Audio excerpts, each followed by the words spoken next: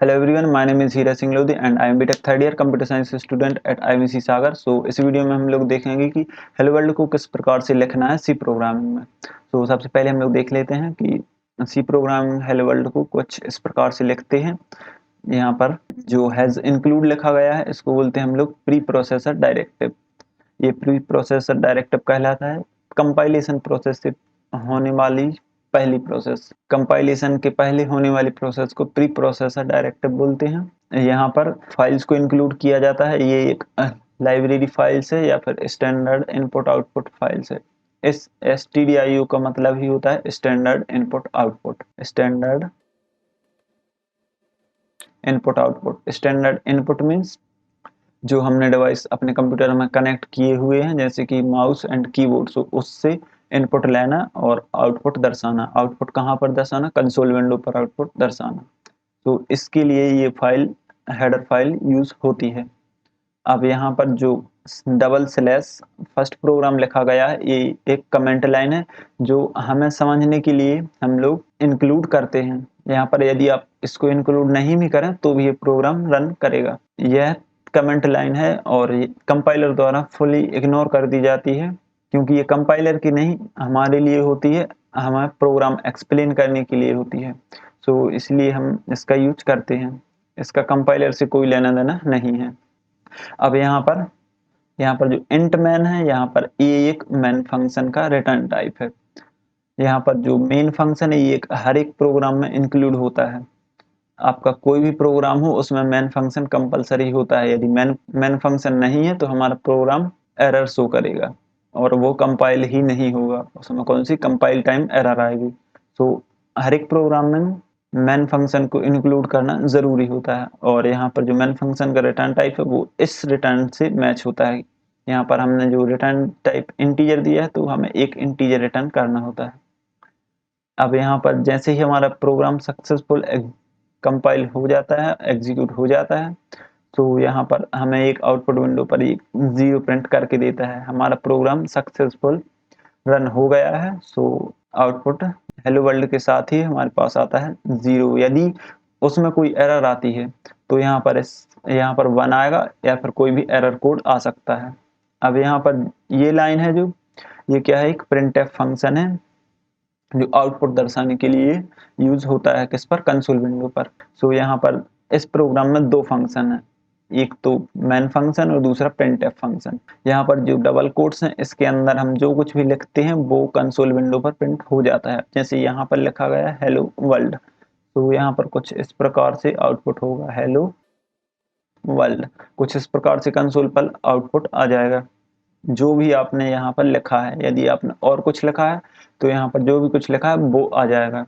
इस प्रकार से हम लोग सी प्रोग्रामिंग में हेलो वर्ल्ड लिखते हैं। अब हम लोग चलिए VS कोड पर चलते हैं और इसको कंपाइल करते हैं और फिर एग्जीक्यूट करते हैं। यहाँ पर जो मैंने पहले वीडियो में आपको बताया था फोल्डर बना के, उस फोल्डर में चलते हैं और यहाँ पर उस पर राइट क्लिक करते हैं और VS कोड ओपन कर लेते हैं। ओपन विथ कोड और यहाँ पर ये ओपन हो रहा है। अब यहाँ पर मैं एक नई फाइल क्रिएट कर लेता हूँ। यहाँ पर यहाँ गए और यहाँ पर देखिए आ रहा है न्यू फाइल, इस पर क्लिक करना है और यहाँ पर मैं अपनी फाइल का नाम रख लेता हूँ जैसे हेलो वर्ल्ड और यहाँ पर एक्सटेंशन देना है .c और एंटर कर देना। यहाँ पर एक नई फाइल क्रिएट हो जाएगी। अब यहाँ पर सबसे पहले हेडर फाइल को इंक्लूड करना है has stdio standard input output. इस हेडर फाइल्स को इंक्लूड करने के बाद हम यहाँ पर एक कमेंट दे देते हैं। आप देना चाहें तो दे सकते हैं और नहीं भी दे सकते हैं, इससे कोई फर्क नहीं पड़ेगा प्रोग्राम पर। यहाँ पर ये क्या है, हेलो वर्ल्ड है, तो मैंने यहाँ पर कमेंट में लिख दिया हेलो वर्ल्ड। ये क्या है, हेलो वर्ल्ड प्रोग्राम। अब यहाँ पर मैं मैन फंक्शन को शुरू कर रहा हूँ तो उसका रिटर्न टाइप और यहाँ पर मैन फंक्शन। अब इसके बाद ये कर्ली ब्रेसेस, इसको क्या बोलते हैं? कर्ली ब्रेसेस बोलते हैं। और यहाँ पर ये दो ब्रेसेस लगाए गए हैं इसको बोलते हैं राउंड ब्रेसेस। यहाँ पर कर्ली ब्रेसेस एक फंक्शन की बॉडी को बनाने के लिए यूज होते हैं। अब यहाँ पर हमें करना है किस फंक्शन के यूज? प्रिंटफ फंक्शन के यूज। यहाँ पर लिखेंगे प्रिंटफ और यहाँ पर डबल कोटेशन मार्क के अंदर हम लोग लिखेंगे जो कुछ भी हमें प्रिंट कराना है, जैसे हेलो वर्ल्ड। और यहाँ पर सेमीकोलन का ध्यान रखना है। ये सेमीकोलन क्या करता है, डिनोट करता है कि यहाँ पर एक स्टेटमेंट एंड हो चुकी है, इसके बाद आएगी दूसरी स्टेटमेंट। तो यहाँ पर हर एक स्टेटमेंट के बाद यहाँ पर एक टर्मिनेटर लगा दिया जाता है। वो टर्मिनेटर क्या है, सेमीकोलन। सो यहाँ पर अब रिटर्न 0, रिटर्न 0 के बाद यहाँ पर जो सेमीकोलन है इसको ध्यान में रखना है। और यहाँ पर भी ध्यान में रखना है कि जो फंक्शन है उसके बाद जो ब्रेसेस है उसके बाद सेमीकोलन नहीं आता है। और यहाँ पर भी ध्यान रखना है, यहाँ पर भी सेमीकोलन नहीं आता है। कुछ लोग क्या करते हैं कि यहाँ पर जो ब्रेसेस हैं उसके बाद लगा देते हैं तो फिर एरर शो करता है। सो आपको ऐसा नहीं करना है। अब क्या करना है आपको, ये प्रोग्राम कंप्लीट हो चुका है। अब इसको फाइल को सेव करना है, या फाइल पर गए और यहाँ पर सेव पर क्लिक किया। सेव पर क्लिक कर लेने के बाद यहाँ पर टर्मिनल द्वारा मैं रन कर रहा हूँ, तो यहाँ पर न्यू टर्मिनल पर क्लिक करना है। न्यू टर्मिनल पर क्लिक करने के बाद यहाँ पर कमांड प्रॉम्प्ट ओपन हो जाएगा। सो यहाँ पर एक कमांड लिखनी है, जीसीसी। जीसीसी क्या है, कंपाइलर है। और इसके बाद हमें लिखना है अपनी फाइल का नाम। फाइल का नाम क्या है, हेलो वर्ल्ड विथ एक्सटेंशन के साथ .c, और एंटर कर देना है। तो यहाँ पर ये कंपाइल हो रहा है। कंपाइल हो जाने के बाद यहाँ पर देख लीजिए एक नई फाइल क्रिएट हो जाएगी a.exe। यहाँ पर मैं एक बार इसको डिलीट कर देता हूँ और इसको एक बार फिर से कंपाइल कर देता हूँ। तो यहाँ पर देख लीजिए अभी यहाँ पर कोई भी फाइल्स नहीं है। जैसे इस कमांड को रन करेंगे वैसे ही एक फाइल क्रिएट हो जाएगी। तो यहाँ पर देख लीजिए एक फाइल क्रिएट हो चुकी है a.exe। ये एक बाइनरी फाइल है, मशीन कोड है। अब इसको हमें रन करना है तो इस फाइल को हम यहाँ पर लिख देंगे a.exe और एंटर कर देंगे।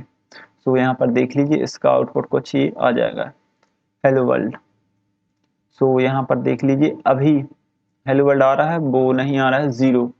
तो उसको लाने के लिए हम लोग कुछ अलग प्रकार से रन करेंगे। सबसे पहले एक और हेडर फाइल इंक्लूड करेंगे, conio.h कंसोल इनपुट आउटपुट।